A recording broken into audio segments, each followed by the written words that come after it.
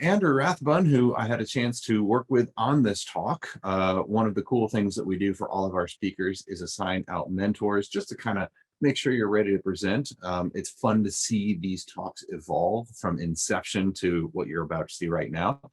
And really think this is something that you can all take advantage of, because in this particular tool, we've got the Eric Zimmerman tools, which one of our instructors and authors, Eric, writes and releases free tools. You can also contribute to that. And a lot of people say, well, geez, how do I contribute to open source? So, well, Andrew's going to be talking about how to do that in general, or specifically for the KAPE and the Easy Tools suite. I want you to also look at this as a how might I contribute in general, and that's certainly a bigger picture thing. So Andrew comes to us from Kroll, where he does incident response work. Also, a great community resource that he runs is our digital forensics Discord server, well, his digital forensics Discord server, I should say, that we all get to participate in. It's a great way to keep the community conversation going, regardless of what talks or what event you're at. But really good contributor as well. And I am excited for the talk. I've already seen the sneak peek, so I won't do any spoilers on this for you, Andrew. But very pumped for this. No further delay. Go for it. I'm happy to turn the mic over to you, sir. Welcome. Thank you, Phil. Appreciate it. All right. So, hey, everyone. My name's Andrew Rathbun. Thank you for coming to this talk. I appreciate it, and hopefully it'll be worth your time. So I'm going to cover Easy Tools KAPE. Like Phil said, it's going to be about how you can contribute to and benefit from the open source contributions that people, really anyone, can do. The main theme that I want to strike here is that you really don't need to know how to code. You don't need to have a digital forensics background or an education or anything like that. You really just need some initiative, maybe a little bit of guidance and some follow through. That's really all you need. And that'll be the overarching theme as we go through these slides. So we'll get through some administrative slides here. Again, I'm Andrew Rathbun. I'm Senior Associate at Kroll. Here's a little bit of my background. I'm not going to waste a lot of time on this slide because this presentation is very dense, and that's on purpose. You will be getting the slides later. This presentation will be on YouTube later, so it's made for the pause button. So that's okay. But the bottom left there, you can see my 2 degrees that I have. None of that is InfoSec related. None of that is digital forensics related. Nothing cybersecurity related. You do not need to have a formal education in this field in order to be able to do some of the things that you see some of the people do in the community. So like I said, this is a very dense presentation. I made it for the purpose of the pause button that you'll have down the road. So it may be a lot to take in right now, but just plan on the slides, plan on the presentation. Lots of animated GIFs. If you've ever seen me present before, I like GIFs. They're great. They're really easy to make, and I think they add a lot of value to the slides. So the 4 main tools we're going to cover is RECmd, Eric Zimmerman's registry parsing tool, SQLECmd, his SQLite database parsing tool, EvtxECmd, which is the event log parsing tool, and KAPE. If you've used KAPE before, you've probably used at least 2 of those tools above. And if you're running the Easy Parser module, you've used all 3 of those, whether you knew it or not. So for RECmd, we got batch files, and then maps for SQLECmd and EvtxECmd, and then targets and modules are what KAPE has. And I call those ancillary files, which you can see Oxford defines that as providing necessary support to the primary activities or operation of an organization, institution, industry, or system, or in this case, a tool. So these are the files that help make those tools awesome as they are, in my opinion, at least. And as we go through this, I'll talk about some of the tools of the trade that I use that are free and paid. So look forward to that. And then I'm assuming that you guys have used Easy Tools and KAPE before. So there's some assumptions I'm going to be making with some of the information on each slide that you are somewhat familiar with how those tools work. And if not, that's fine. We'll talk about it in the Slack channel afterwards. And last administrative slide here, the main thing is, why should you care? You should know what your tools are doing so you know what's going on. You should know what's going on so you can help make it better for yourself and others. And you should also strongly consider making those tools better, because it very well could save someone's life. I'm former law enforcement. I look at everything from that perspective. These tools, someone who is still in law enforcement right now could be using my contributions to help move a case forward. That's how I look at it, but everyone has their own motivation. You don't have to know how to code. I don't know how to code. Like I said, all you need is inspiration, motivation, and follow through. At the beginning, you also might need a mentor, and that's kind of what I'm happy to provide, as well as this presentation can provide some direction. So it's all about harnessing your DFIR creativity so we can all benefit and educate the end users of the tools better understand how they work. So, and hopefully this presentation will empower you to feel like, hey, I actually can do this. So I look forward to seeing some of you contributing on GitHub here in the near future. So let's first talk about RECmd. Again, it's Eric's registry parsing tool. You can see the GIF on the right is going to be going over what a batch file looks like. So a batch file just basically gives RECmd instructions on which keys, subkeys, and values to parse and include in the CSV output of the tool. All they are is just a text file, but it's a .reb file extension, and the format is YAML. So it's pretty easy to put together. All the batch files exist in Registry Explorer / batch examples. The one that I put together is the RECmd_crawl, and that one's most actively maintained. I believe it's on version 1.12 now. It's actually a really good resource if you're studying for the GCFE. You should go look in that batch file and look at some of the keys and values that are being parsed in there. A lot of documentation for each one. The comments are very helpful to help you understand what's being parsed, what the artifact means, and also the plugins, which I'll talk about later. That batch file is optimized to use all of those plugins. So RECmd in the CSV output, there's 3 columns that this data will reside in: value data 2, and 3. Value data that's just the value that's in the registry, and value data 2 and 3 are just a part of RECmd. This will make sense here in a minute when we get to plugins. So again, on the curl batch file, this is a GIF of me parsing with the curl batch file. It's, like I said, it's been optimized to utilize all the plugins. And then if you've ever ran Easy Parser or the RECmd module in KAPE, you've defaulted to the curl batch file as long as you've updated within probably the last few months. So the next slide here is, this is what the output looks like from the curl batch file. So you can see I'm filtering in Timeline Explorer right now on categories. There's all these categories, and within those categories, there's also descriptions. So I put descriptions like, the run MRU key, the USB store key, WinSCP, and you can see the value data column and the value data 2 and 3 column. If it's a plugin, it's going to use all 3 of those columns. Here I'm filtering on the comments. You can see, it's a description of the artifact, basically. So it's a really good learning tool, as well as just knowing what you're looking at rather than assuming or just disregarding it because you don't know what it is. So next is RECmd plugins. So you actually do need some coding knowledge for this. You need to know any .NET language. These are utilized not only by RECmd, but Registry Explorer as well. So like I said, it reduces the number of rows in the CSV by using this value data 2 and value data 3 columns to store the data that it parses. They're really helpful because they can solve problems like decoding values that are like stored in ROT13, Windows file time, epoch. So if you look at that long string there versus that timestamp, I don't know about you, but I would rather have the timestamp as what I'm looking at rather than that really long string of numbers. So, and also, binary data gets converted to, whatever binary data gets actually means. So that picture there on the right, that's a really good illustration. You can see in the value type column, plugin. If there's a plugin for a particular artifact, you're going to see data in the value data 2, and value data 3. You can see I have that pointed out, data parsed by RECmd plugin. So, and then on the top there's no plugin for that particular artifact. And when you're using Registry Explorer, here's what it looks like when you're on an artifact and there's a plugin for it. So here's the values. You can see this is the user assist. So it stores the information in ROT13. The user assist plugin will make that into something that's a little more human readable. So that's gibberish. This, you can actually read, what the user executed, as well as some of the other data. You can see the columns to the right, the focus count, the run counter, the focus time, the last executed. You don't see that here on the values pane. So that's a good illustration of the value that plugins provide. So the plugins on the left there, that's where they're stored at. They're stored within your RECmd/plugins folder.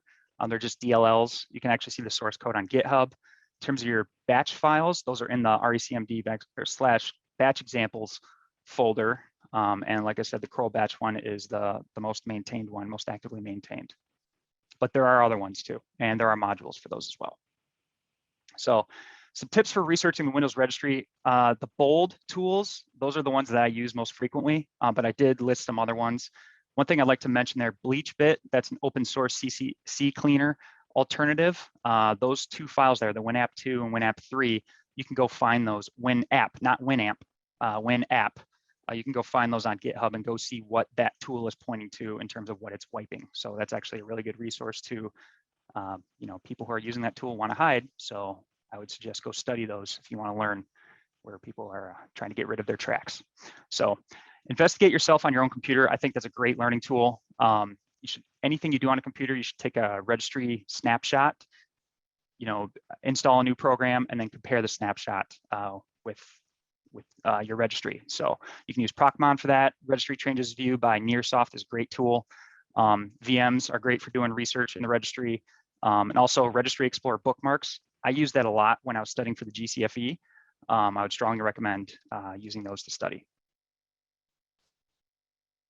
And here's where the guide and the templates are on GitHub there on the bottom. And then on the top is where they will be when in your on disk, basically, in your RECmd batch examples folder. Open those up in a text editor, and you'll be able to see the guide and the template that I put together. So next, we're going on to SQLECmd. This is the SQLite database parsing tool. It's a relatively new tool. They use Maps. So Maps basically extract data from SQLite databases using SQL queries. Same thing, they're just a text file, a .smap file extension in YAML, and they have SQLite queries within them. And there's 67 maps as of June 25th. 67. So we're building out that tool. Still, there's a lot of untapped potential. Any operating system that stores a SQLite database or application that stores data within a SQLite database is technically, a customer for this tool. You can use this tool against it. So any .db, any .SQLite, and actually there's a switch you can use within this tool, the --hunt over this, or do it over your C drive and see how many SQLite databases there are. That'll be helpful because not every single SQL database has a file extension. So like Chromium-based ones are just, just history, media history. So that running the hunt switch on SQLECmd will identify what some of those are. So this is Navicat for SQLite. This is me building a query. So this goes to show you how easy it is to build a SQLite query. I don't know SQLite. I learned it by doing this. If you told me hey, create a SQLite query right now, just type it up, I'd probably stumble a little bit, but using this is very easy.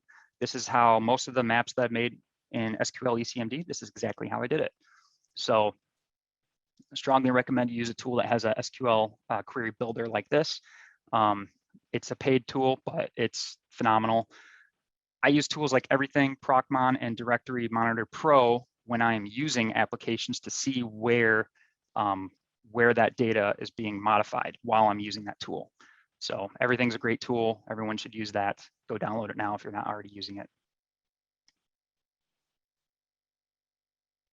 So this is very exciting. If you haven't heard the news, Windows 11 is going to be able to run Android apps. And as you all know, a lot of Android apps use SQLite databases. So this is going to be awesome. It'll be interesting to see how it's implemented. It'll be interesting to see how we access it. I'm very much looking forward to the insider preview of Windows 11 to where we can see how this is actually, how it's going to look. So this tool it's already really relevant. It should gain hopefully a lot more relevance with whenever this comes out. So again, the .guide and .template file on GitHub on the bottom, and then on in your SQLECmd folder, it'll be right there, .guide and .template. Open in a text editor, and you'll see it all.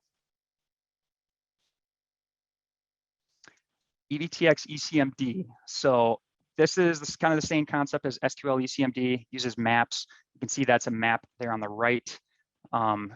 They're very useful. What they basically do is they take parts of the data and put them in separate columns. So payload data 1, 2, 3, 4, 5, 6, map description, username, remote host, executable info. Basically, they're just text files again. .map is the file extension. It's YAML. You use XPath queries because event logs are basically just XML. And there's 352 maps as of about a month ago. I think it's probably maybe a few more since then. The premise with maps is to not have one for literally every event, because there would be thousands and thousands, and most events, frankly, are useless from a forensic perspective.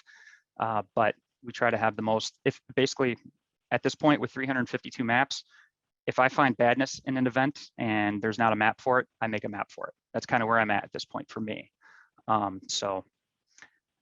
Really cool features like lookups and regex. I don't have time to get too far into that, but I will show you where you can learn more about that here later. So this is what it looks like when you don't use maps. So this is Timeline Explorer with EvtxECmd CSV output. You can see all those columns are completely blank. Now, all the data within an event is still in that payload column, which is there all the way to the right. I'll show you on the next one, you'll get that aha moment, but you'll see on the bottom there, it's only a 29.9 megabyte CSV that we have without maps for this particular example. Now on this next slide, take a look at the GIF and you can see map description, payload data. You can see all those values. That's a deduped list of everything that's in that column. You see account was logged off, application crashed, failed logon, file create, all that stuff. It basically takes some of the bits of that payload column, the data that's in that payload column, and depending on how the author of the map writes it, we'll put it in one of those columns that I mentioned before. So it only made it a 36.5 megabyte CSV. So it's only 6 megs bigger for all this extra, arguably duplicative data, but it puts it at the forefront to where you won't miss it. It's very helpful, very useful, use it all the time. Again, the most high fidelity events are, most of them already have maps for them.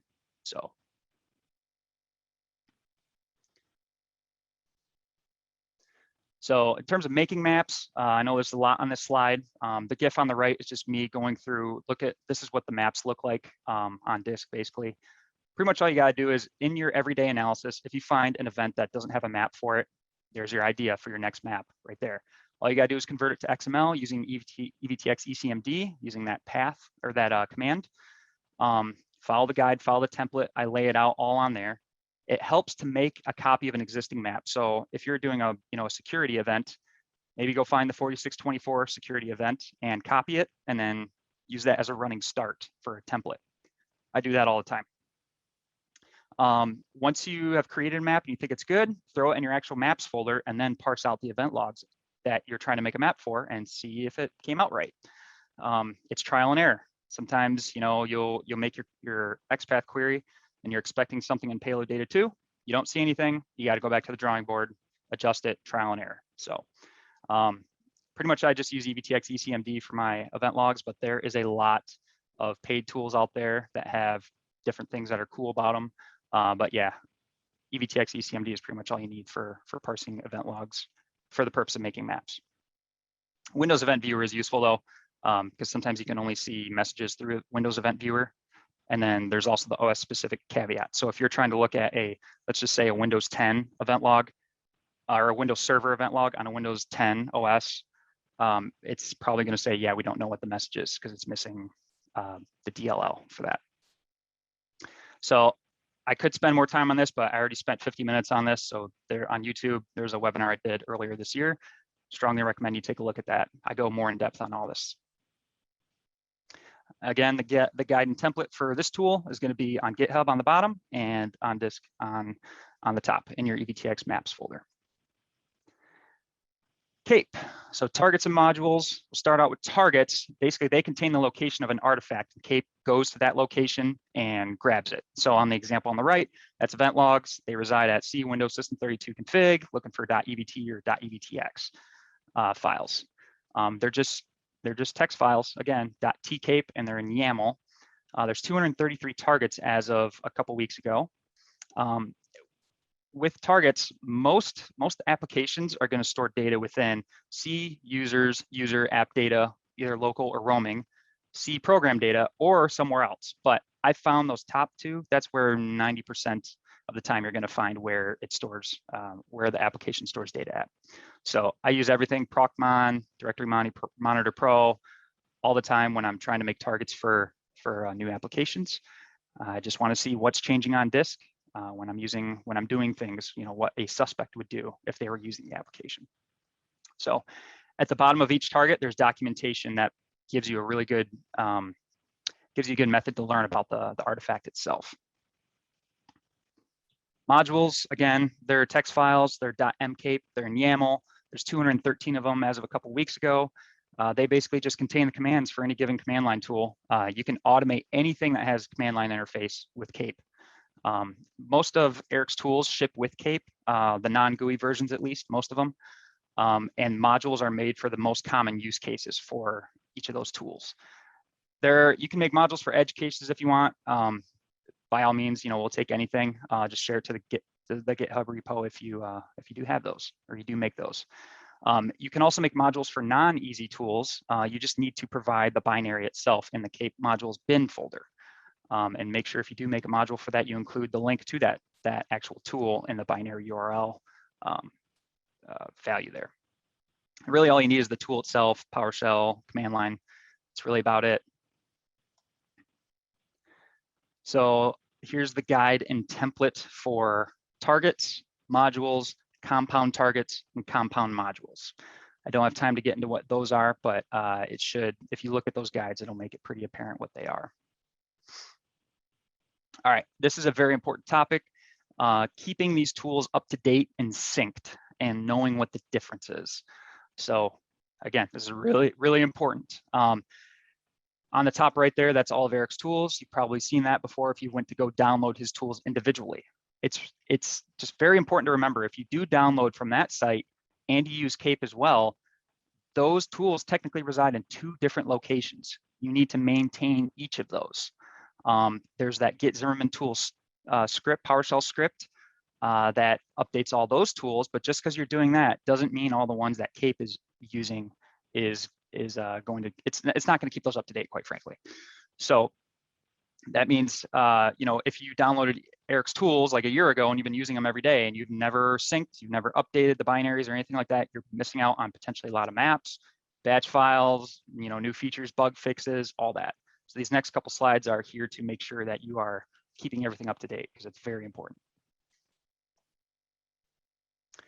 So the difference between sync and update, the top GIF is what I mean when I say update. So that means you're updating the binary. So that's me updating the binary for KAPE from 1.0.0.0 to 1.0.0.3, which is the current version as of this presentation. And that's using the get KAPE update PowerShell script. The bottom GIF is me deleting the total commander target just for the purpose of demonstration, running KAPE sync. And you can see it saw that I was missing that target when comparing to the repo, the GitHub repo. And you can see right there, new targets, apps, total commander. Same process, that bottom GIF for EvtxECmd, SQLECmd, and RECmd. Let's call this all option 1 on how to keep tools up to date. Option 2, this is more KAPE related. This is a tool sync module that I put together, and it basically automates the syncing of EvtxECmd, KAPE, RECmd, and SQLECmd, just with a single click. All you gotta do is add this module to your daily workflow. It's right up there. It's got, I believe, 2 exclamation points. Yep, it's right at the top there, as you can see in the GIF. So if you're running Easy Parser, just tack that one on, as long as you have an active internet connection. Obviously, different considerations if you're doing it in an offline environment. So all this does is sync. We talked about that on the previous slide. So it doesn't keep the actual binaries updated for KAPE or for any of Eric's tools that are in KAPE modules bin. So hey, if only we had a solution to perform that task of tool sync and updating the easy tool binaries within KAPE. That's what we call option 3. So I've said before, I don't know how to code, right? But I put this together. I made it specifically for this event, for this slide, for this presentation. This is a PowerShell script to automate updating and syncing of KAPE, all the binaries within KAPE modules bin, and then syncing of all those tools. So you get all the targets, modules, maps for RECmd, maps for SQLECmd, maps for EvtxECmd, and batch files for RECmd. So it calls, yeah, I already listed all that 1 through 5 there. So again, I said I can't code, but I can Google, and it helps looking at Stack Overflow threads. When you're trying to do something. This is the first thing I've ever put together. I'm sure there's ways to make it better, but I don't have the background that would lead one to think that I could put something like this together. So I hope that's an inspiration to some people that, hey, maybe I don't need to have a certain background in order to do a certain thing. You can do whatever you want. It just takes initiative and follow through. That's the main thing. So in terms of contributing to GitHub, it's a lot easier than some people think, and I wanted to highlight that in this presentation here. So this is GitHub Desktop. If you've never seen it before, it's just a GUI application. It's free. What I'm showing here is, and I'll walk through it, is basically all GitHub Desktop does is you clone a repository, to your hard drive, for instance, and you say, I want it here at this location. And all it's going to do is monitor those files. And anytime there's a change in those files, it's going to highlight that here. So you can see, this is a line I removed. This is a line I added. This green one, the green plus, that's a completely new file. So when I clone the repository, that file did not exist. Once it loops back here, we'll see on the top, this is a file that I removed. So I cloned it, I deleted the file, GitHub Desktop recognizes that. So if I want that to reflect in the repo, I just have to commit that to the repo. And I go through the commit here. I'm selecting that file. I'm doing a description of my commit. I hit commit, and then I push it up, and it's in the repo. Just as simple as that. So there's a lot of tools to do this. GitHub Desktop's free. You can do it via Git, which is all command line. I think that's where probably people get a little intimidated because, boy, I have no idea how to do this. It's all command line. Sounds, pretty ninja, but there's a lot of tools out there, paid tools, all the ones on the bottom, and more than what I could fit on this slide that can help make your life easier. For me, I just use GitHub Desktop. It's worked just fine for me. So here's a couple things I learned the hard way, and that GIF on the top right, that process has been made a lot easier by GitHub recently. So when you fork a repository, you're basically making your own copy of it. It's like a snapshot in time.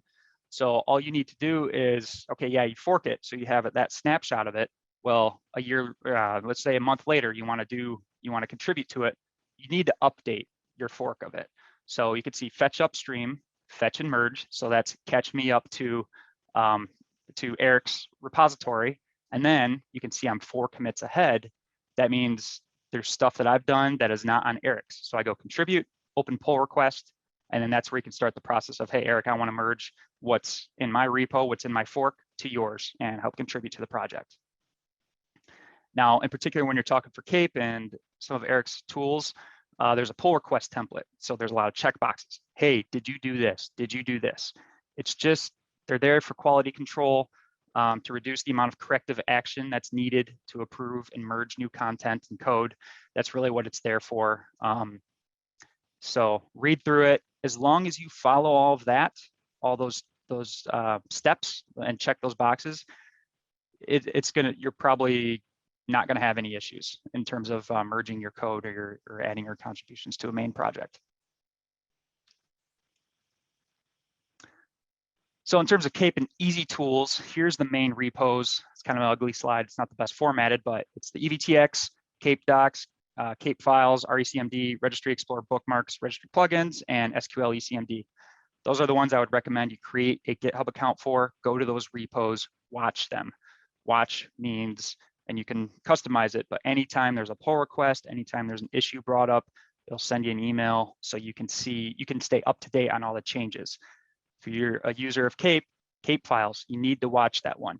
That's constantly being updated. It'll at least, at the very least, inform you when you should be syncing, which you should be syncing and updating at least on a weekly basis.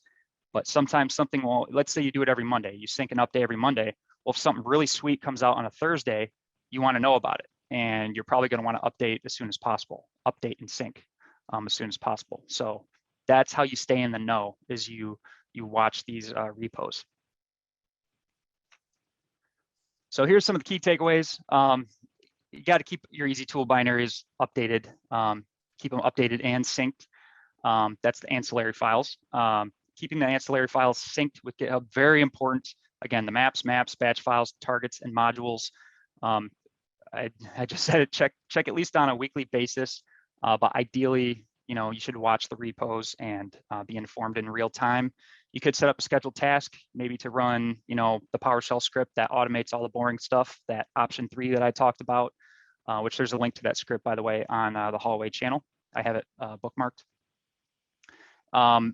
Add that tool sync module to your daily workflow when you're using KAPE. It'll at least keep those ancillary files updated. Watch the repos, and when you find something new to contribute, share it. If you ever have any questions on, hey, I found something, I'm stuck, I don't know how to make a target or a map or whatever, find me on the internet. Google my name, find a way to get a hold of me. I will be happy to help you. I'm always on the Digital Forensics Discord server, which I believe is, there on the bottom right. You can always hit me up there. I'm always on Discord. I always have it open here at my desk every day when I work.